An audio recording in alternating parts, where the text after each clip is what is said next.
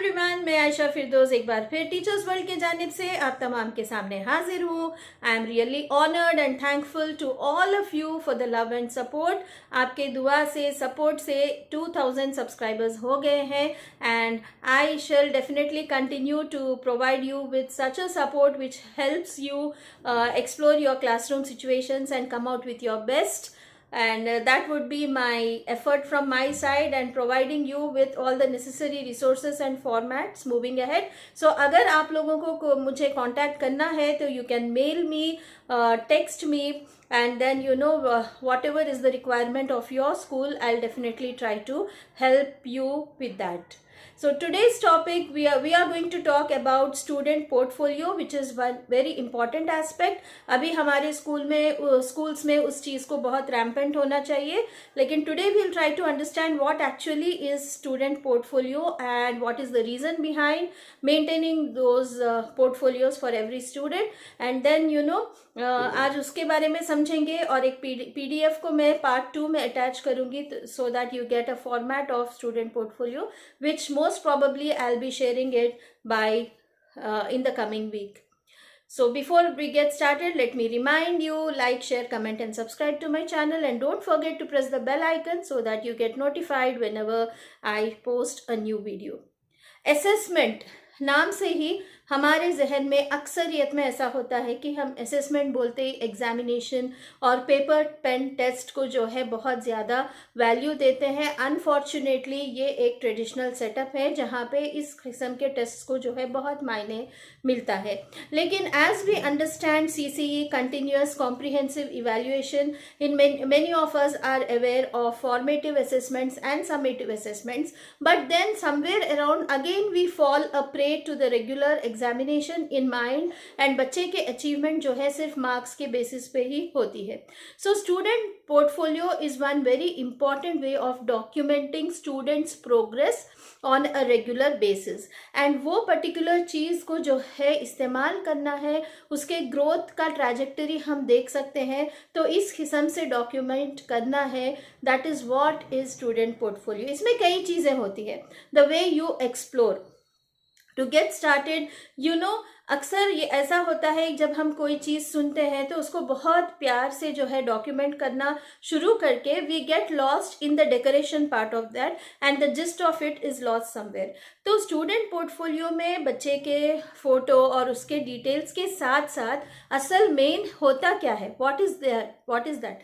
Okay, so there are 3 different types of portfolios on a broad basis. You can say that is showcase portfolio, जहाँ पे हम बच्चे के बस achievements बयान कर रहे हैं, कोई पर्टिकुलर एक्टिविटी में उसके परफॉर्मेंस को रिकॉर्ड कर रहे हैं, फोटोज़ डाल रहे हैं और उसके जो है बेस्ट परफॉर्मेंसेस को कैद करके उसमें जो है पब्लिश कर रहे हैं. बच्चे का इंडिविजुअल रिकॉर्ड है ये, ठीक है, दैट इज़ शोकेस. और एक होता है कि रेगुलर ऑनगोइंग लर्निंग प्रोसेस में बच्चे के रोज़मर्रे के एक्टिविटीज़ को, लर्निंग को हम उसमें जो है डॉक्यूमेंट करते हैं. फॉर एग्जांपल बच्चे ने कुछ आर्ट एंड क्राफ्ट वर्क किया, या फिर बच्चे ने कुछ एस्से लिखा, या फिर कोई ऐसा कुछ काम जहाँ पे उसका इनिशियल फर्स्ट वर्जन को डॉक्यूमेंट करते हैं, फिर ऑनगोइंग फिर उसके दूसरे वर्जन को डॉक्यूमेंट करते हैं. And then it is very clear to you like how when he started, how was the kid, and when he progressed, how is the kid right now. So इस progress को आप continuously track करते जाएंगे and the records will be maintained in that portfolio. So initially when it starts with students details and then you keep adding on folders, okay, जहाँ पे achievement documentation होगा, फिर on going learning का documentation होगा, या फिर उसके लिए एक सेल्फ रिफ्लेक्शन पेज भी रखिए कि जिसमें बच्चे जो है अपने लर्निंग एक्सपीरियंसेस को लिखना शुरू करेंगे कि बच्चों को कॉन्सेप्ट वाइज भी और learning in the classroom wise भी उनको कैसे लग रहा है. इसका एक रिफ्लेक्टिव पेज आप डिस्ट्रीब्यूट करिए.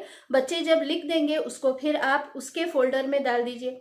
इनिशियली आपको लगेगा कि ये ऑलरेडी हमारे पास इतना सारा काम होता है, then how are we going to document, but then ये है कि इतना स्ट्रक्चर्ड, और इस चीज़ का फ़ायदा हमको जो है ना, it is not about results always, it is not about getting 9+, 10+, okay, it's not about that. It is about regular basis में भी अगर एक 3 से लेवल 4 पे आता है लड़का, 4 से 5 पे जाता है, 5 से 6 पे जाता है, तो even that is the progress which needs to count.